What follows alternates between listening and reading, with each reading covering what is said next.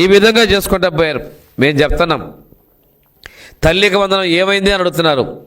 తల్లికి వందనం తప్పనిసరిగా మేము అమలు పరుస్తాం. విద్యా సంవత్సరంలో మీరు చెప్పారు 70% హాజరు ఉండాలని చెప్పారు. మీకు ఆ మాత్రం ఆలోచన లేదా? విద్యా సంవత్సరం ముగిసిన తర్వాత పిల్లవాడు పూర్తిగా వచ్చిన తర్వాత ఈ విద్యా సంవత్సరం మేము డబ్బులు ఇస్తున్నాం. మీలాగా ఇద్దరికని చెప్పి ఒకళ్ళకి 15,000 13,000 ఇవ్వట్లా.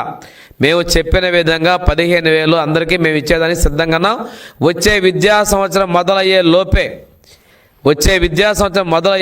ఈ విద్యా సంవత్సరానికి సంబంధించిన డబ్బులు మేము తల్లి వాళ్ళకి అకౌంట్లో ఇవ్వబోతున్నాం. మేము చెప్పిన విధంగా ఇస్తున్నాం. మేము పారిపోయే వాళ్ళం కాదు.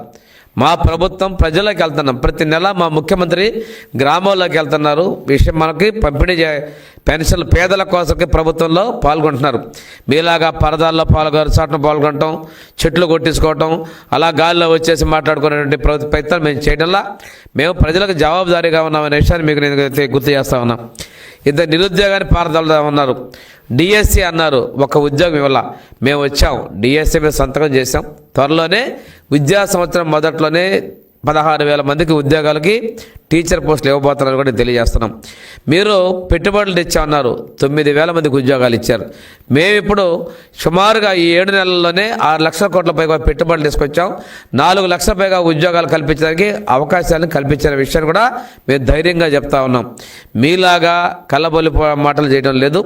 ఈరోజు సాక్షాత్తు ప్రధానమంత్రి గారే వచ్చి విశాఖపట్నంలో శంకుస్థాపనలు చేశారు. రైల్వే జోన్ తీసుకొచ్చాం. రైల్వే జోన్ ఆఫీస్ శంకుస్థాపన చేశాం. 5 ఏళ్ళు మీరు కాలయాపన చేశారు. నీ కేసుల కోసం కాళ్ళు పట్టుకోవడానికి ప్రయత్నాలు చేసేది తప్పితే ప్రజల గురించి నువ్వు వేనాడన్నా పట్టించుకున్నావా? అందుకే ఈ ప్రజలు నిన్ను చీకట్లోకి నెట్టిన విషయాన్ని కూడా గమనించుకోవాలని చెప్పి నేను తెలియజేసుకుంటూ